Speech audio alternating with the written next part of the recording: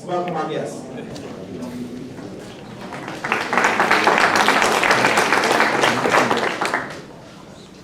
Good morning. My name is Chaz Edens. I'm the coordinator of the North Carolina Conservation Outreach Project. We have my teammates Katie and Noah back there who would be happy to tell you more about what we do.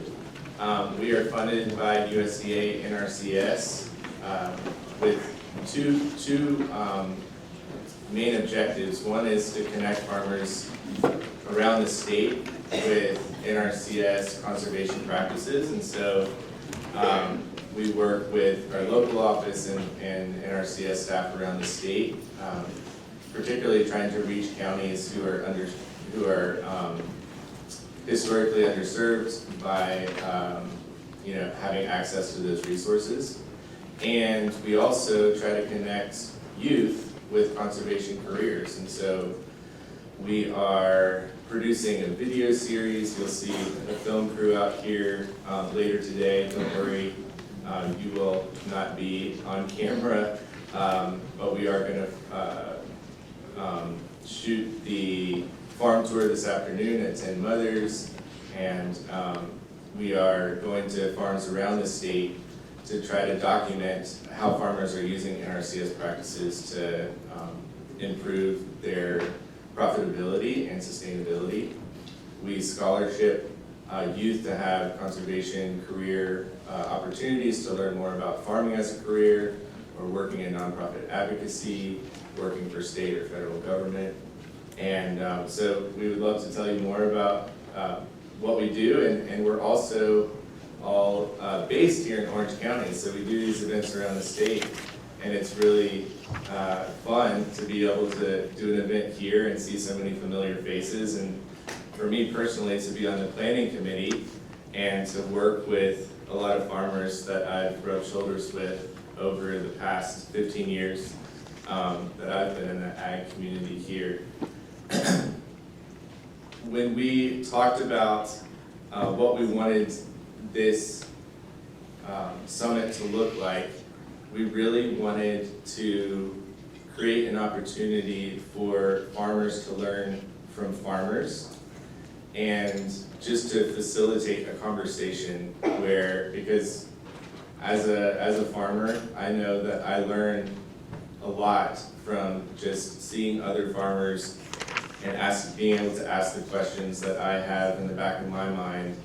And so that's what we're trying to do here today. And then to augment that, we are also partnering them with area experts who have the access to the resources that can help you take your farm to the next level as well. And as we started to talk about which farmers could represent the different areas that we wanted to highlight, different areas that will help you innovate to elevate, I kind of went through, and other folks on the planning committee went through kind of all the different farms that we could choose from. And I realized, having the opportunity to go to regional and national ag conferences, that like the panel that we put together could be a panel at any of those conferences where they're pulling from farms from around the country. We really have such a wealth of farmers who are doing amazing work right here in Orange County, and it's just awesome to be able to for them to sit here in front of you and share all that they're doing, and for us to have the opportunity to go to one of those farms this afternoon. So without further ado, I'm just going to, this is just an opportunity for them to introduce themselves, because we're going to have the breakouts later this morning. If you're like me, it would be really hard to choose which breakout I wanted to go to, because they're all really interesting. We are recording those breakouts, so if the one that you want to go to conflicts with the time of another one that you want to go to, you can check that out later, and we'll be sending that information to you after the summit. But for you to get to know these farmers now, they're just going to give a brief introduction, and then you can choose which breakout you want to go to. And and do that later this morning. So our first farmer here on the left is Dan Green. Dan is going to be talking about agritourism this morning. He has a really innovative approach to agritourism. He is working on his family's farm, Woodcrest Farm and Forge, in closer to Chapel Hill in the southern part of the county. And you can join him this morning to get a practical roadmap from starting and scaling a successful farm destination. And so, Dan, would you tell us a little bit about your farm and about what folks can learn about in your breakout this morning? Sure. We, like Chaz says, we have 12 acres in southern Orange County, out on Dairyland Road. We raise all natural pork, we raise free-range eggs, we also grow no-spray hay on our fields. All this stuff is sold right off the farm, but the bulk of the growth that we have experienced over the last 5 years since we took over has been agritourism. We run blacksmithing and craft classes year-round. We run homeschool camps throughout the year, farm camps and craft camps for youth and teens. We run summer camps, that's a big part of it now too. We are family owned. My wife and I own the farm. We bring in a lot of independent contractors, our instructors and our camp leaders that work with us. We have a couple of folks that work as weekly farm help too, but we do the bulk of it ourselves. They've asked us to say a few things here. Sustainable ag is a big part of what we do, trying to maintain those methods and trying to share those methods, more importantly, with folks that come visit us, especially young people. The blacksmithing classes, that is what we have put up there that people are responding to the most, I would say. That and the homeschool farm camp programs are, unexpected growth certainly in those areas. I'll be talking a lot about agritourism, specifically how we did it and how we got to where we are. A lot of it feels like we stumbled into it, but just doing it, starting it, was really the initial challenge, and then responding to what happened as a result, responding to the demand and the feedback we got from folks. Our family-based stuff, we have young kids, and my number one job is raising them. So stuff that allows us to do that and offer these farm opportunities has really been the driving force for us. So I think that comes through in our programming too. So check out our website, Woodcrest Farm NC. We also have an Instagram. Those things are where you find the most information. I'll be talking more about that later and about how that has benefited us. But yeah, feel free to ask me any questions you've got when we get to that session. Great, thank you, Dan. That's going to be in the health conference room. I've heard agritourism come up already several times, and so I'm excited that Erica Calderon, who is the agritourism specialist for NCDA, will be joining Dan in that room. And so there she is. Thank you for being here, Erica. So she'll be able to answer your questions. She's really at the forefront of defining what agritourism is and helping farmers access resources that NCDA has. So thank you, Dan and Erica. Our next farmer is Ben Grimes. Ben has been farming in Orange County for how many years? 13 years. You may have seen him at farmers markets or have heard about his CSA or his wholesale business selling high quality pasture-raised meats across the Triangle area. He's going to be talking specifically today about how he is going to leverage a big grant that his farm just received. And I know that he's been able to leverage other grant funding to really scale his production and his profitability on his farm. So Ben, can you tell us more about what you're going to be talking about this morning? Sure. So as Chaz said, I do livestock. I'm in the northeast part of the county, and we primarily are selling to, we do one farmers markets, and we do some home delivery. Most of our business is actually with other farmers, so people who grow vegetables or grow pork or beef, and then they buy in our poultry, and then they sell our poultry to their established customer base. And that's been a really great niche. And we do 20 acres, and then I also lease some land, and we grow contract some stuff with some other farmers. So all in all, we do about 30 acres of production. And while I do beef and pork, primarily I'm a poultry farm, works on a nice small land base. So we do thousands of birds, we process them on farm, and we distribute them, as Chaz said, throughout the triangle to all of our retail, direct consumers, as well as our wholesale partners. And so like Chaz said, I'm going to be talking today on farm grants, which is something that I have a love-hate relationship with.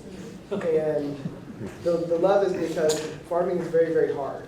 As we all know in this room, farming is extremely difficult, and we are in a smaller and smaller percentage of the population. And a lot of that is because it's really hard to be a farmer in a society that looks for cheap food and that only wants industrialized and buys most of our food from an industrial food supply chain, and also a population that doesn't cook. So we really have the deck stacked against us because consumers' price expectations, where our markets are, and just consumer expectations about what they want to eat and how they want to cook.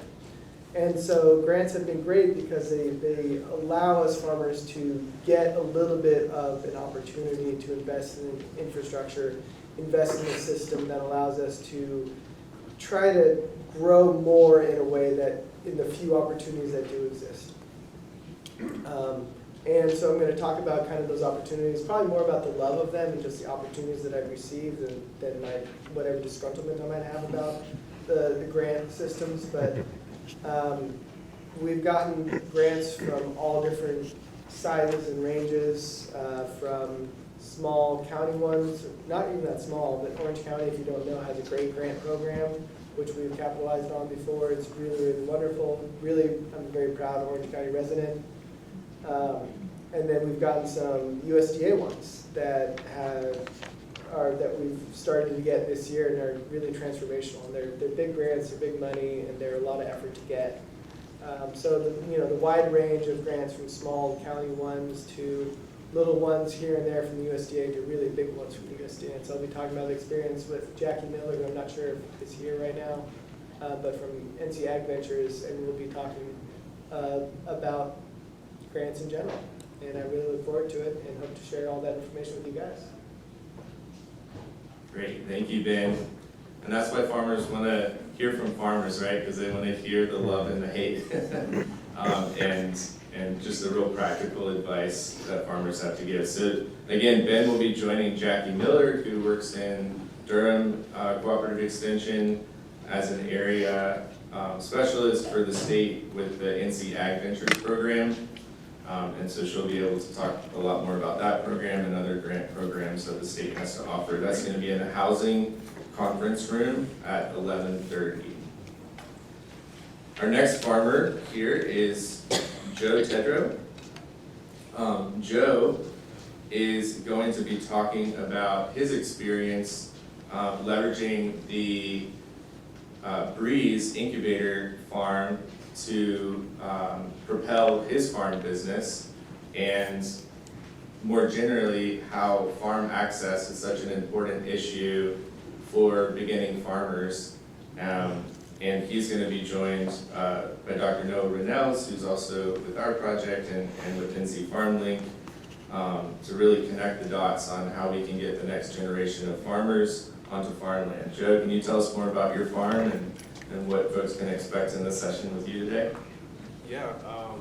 And maybe if you could pull the microphone a little closer. Thanks. So our farm, we started with close to no capital investment. So it made us really think creatively of how to access land. So in my breakout session, I'll be talking about different lease agreements,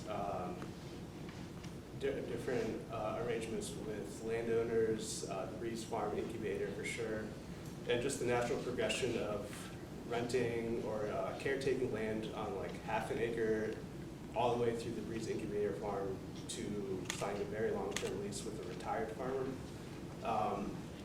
So yeah, talking about from that half acre to getting to about 5 acres of production with 5 full-time employees selling retail at farmers markets, wholesale, and just the pros and cons of renting land and the challenges of actually purchasing land.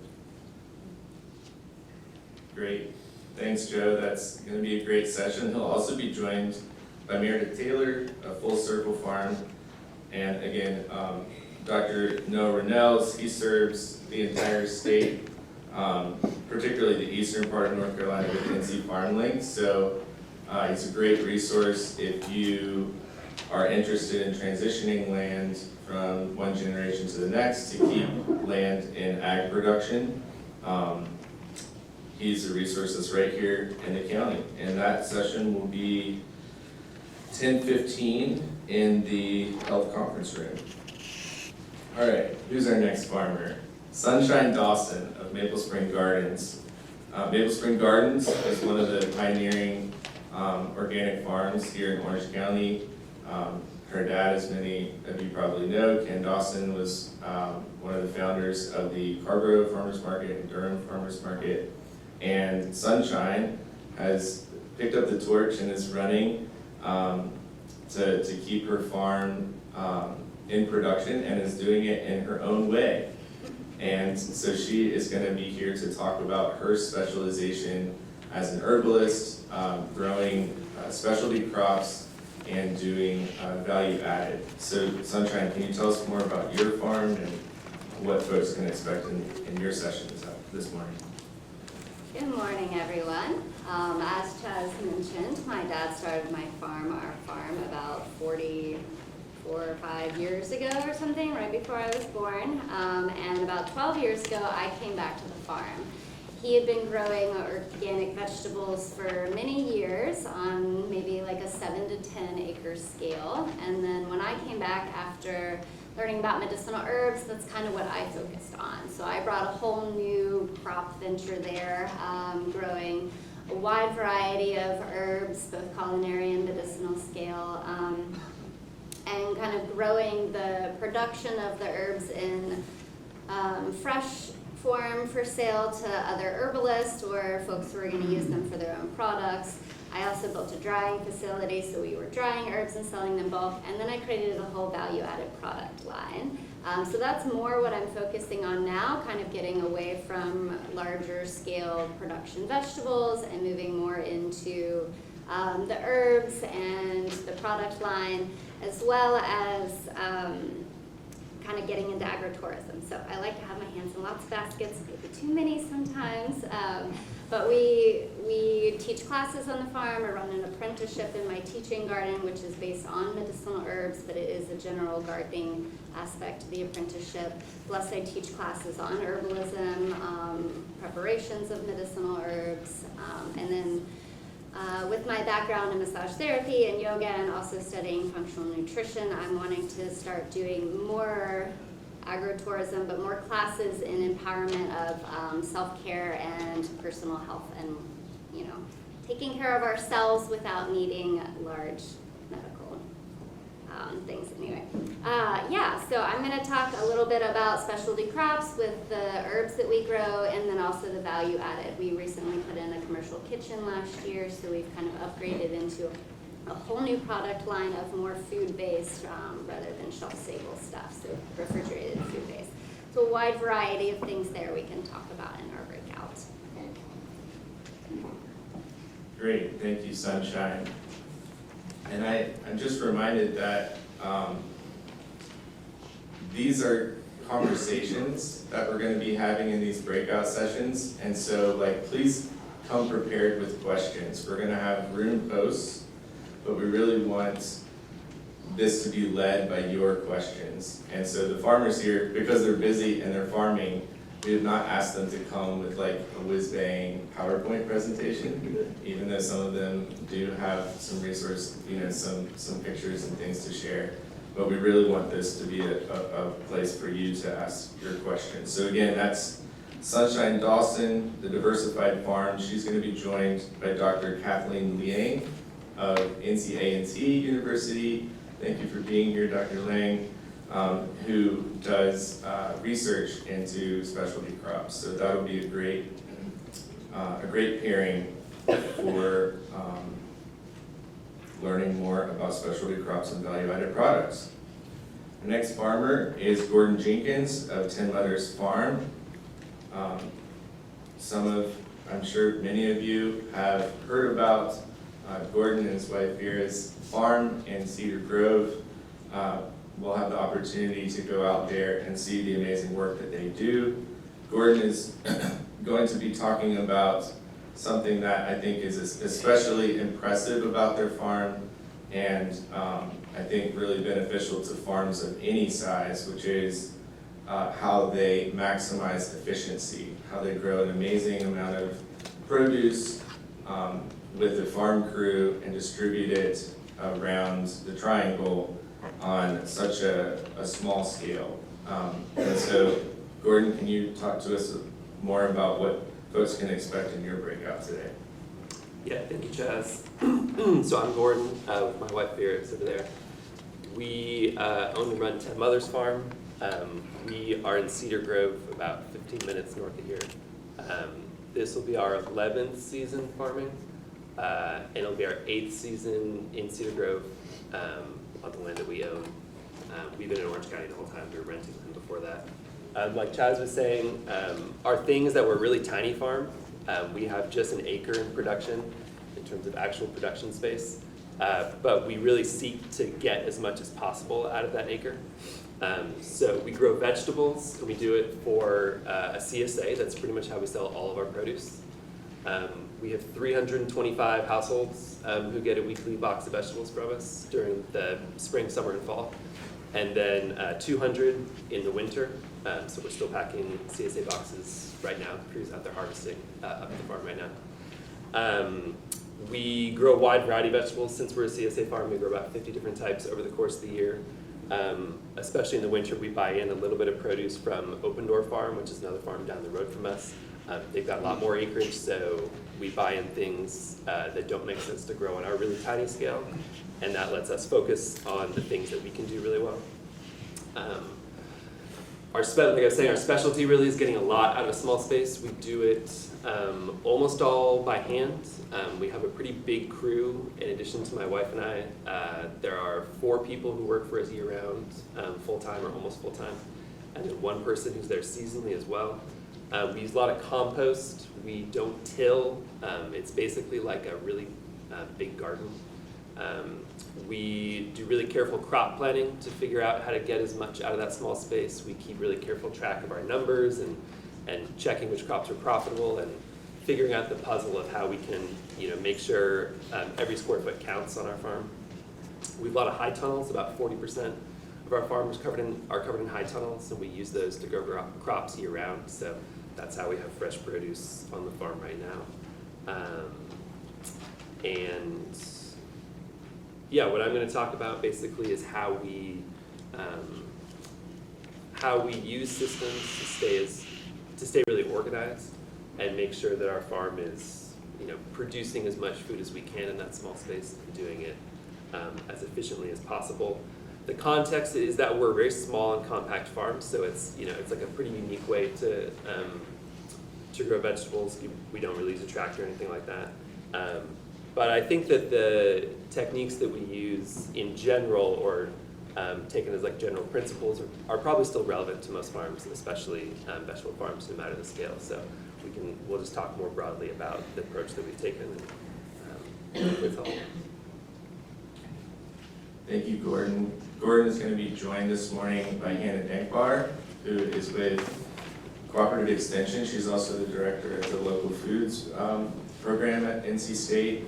And so she's going to be talking more about how you can learn techniques and systems and resources that are available to augment what Gordon has to share about the real practical experience that he has on the farm.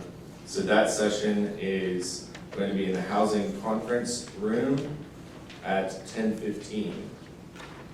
Our last farmer this morning, but definitely not least, is Howard Allen. Howard is going to be sharing about his use of the NRCS EQIP cost share program to put in high tunnels that have helped him expand and extend the season to grow more for his direct market vegetables. And so, Howard, can you tell us about your farm and what folks can expect to learn in your session this morning? Good morning, everyone. I'm Howard Allen, and we are Faithful Farms, and we are in the south part of the county. We are about 3 miles from Carborough, and we sell at the Carborough Farmers Markets. We've been in business for about 8 years now, coming this March. It's been a transition, I would say, from start, with transitioning from the restaurant industry, being a chef, and being a chef educator at Elements Community College, and just really starting a farm from a bootstrap perspective. Basically, we're like a large garden, I think similar to 10 Mothers, not as good. But it's been a journey, and I think the cost share process of the NRCS has helped us to get a high tunnel so far, and we hope in the future to continue to use them as a resource. So we want to go into the details of that process, the length of the process, all of the details, the challenges, and also how we can also be creative around the process to see other resources such as the ag grant here in Orange County, on how we can use it also to build infrastructure for our farm. Currently, we operate in about 10 high tunnels, and so one of those was provided by the cost share. But beyond the way, along the way, we had to just figure out how can we get more infrastructure. But these programs do work; they're important, and I think also going back up to government and for our local politicians, I think it's important the jobs that you guys are doing, because there's a trickle-down effect that's directly associated to us farmers. And so when budgets don't get passed, or there is some type of stalemate, then that directly affects farmers in areas such as soil and water, and getting access to wells and so forth. So I look forward today to talking more about those resources, the challenges, the upside, and how we farmers can also be creative, while we wait on these solutions. Thanks so much, Howard. Howard is going to be joined by Casey Harrington, who introduced herself earlier.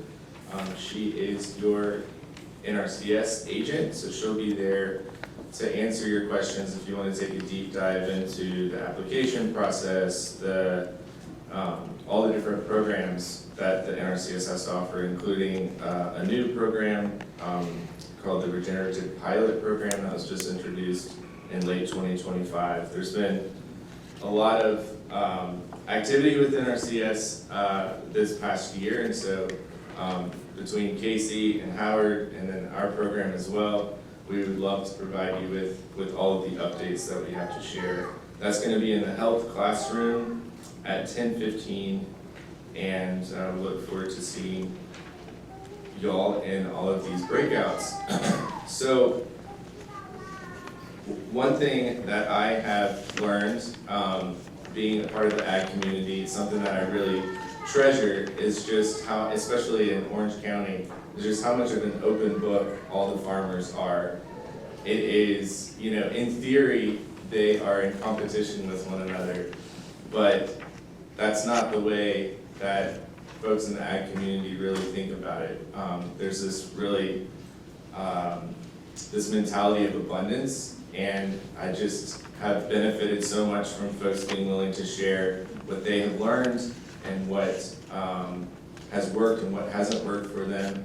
And along with that, though, sometimes the years of experience and the education that they've received, sometimes, the school of hard knocks by learning things the hard way can get taken advantage of, and they give away all that information for free.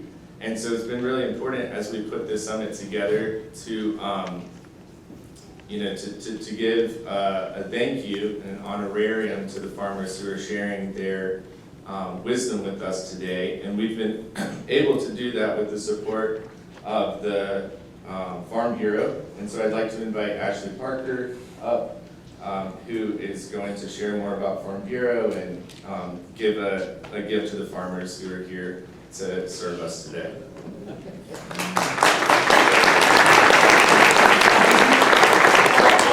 On behalf of the Orange County Farm Bureau, I wanted to thank you all so much for taking the time to, your willingness to share your expertise, your experiences, your time and your wisdom. I know it's difficult to be pulled away from your operations, especially on a sunshiny day after weeks of cold, so we really appreciate that. So on behalf of the Orange County Farm Bureau and the Ag Summit Planning Committee, we have a small honorarium to thank you for the times that you're spending off of your farm today. So.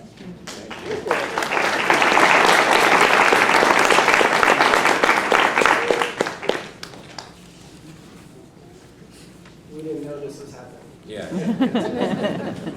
I would have done it anyway.